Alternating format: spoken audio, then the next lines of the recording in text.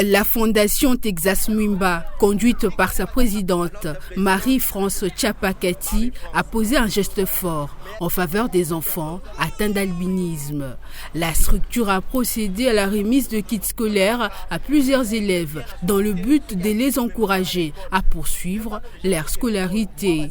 Pour Marie-France Tchapakati, l'avenir de ces enfants passe par l'éducation.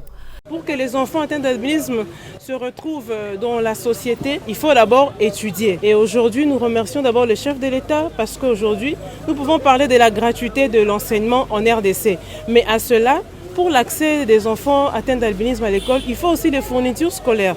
Raison pour lesquelles on s'est réunis pour ça, nous les avons distribuées gratuitement. À cela, on a aussi ajouté des crèmes solaires.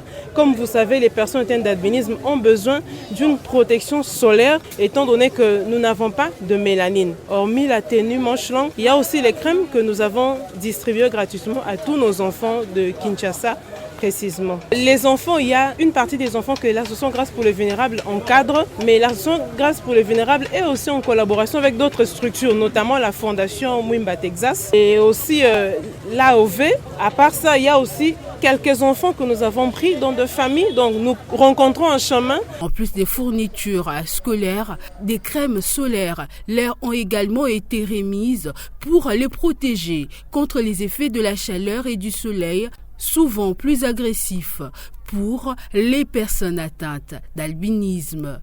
La Fondation a aussi formulé des recommandations à l'endroit des parents, notamment celle de demander aux enseignants de placer ces enfants au premier rang pour faciliter leur vision en classe.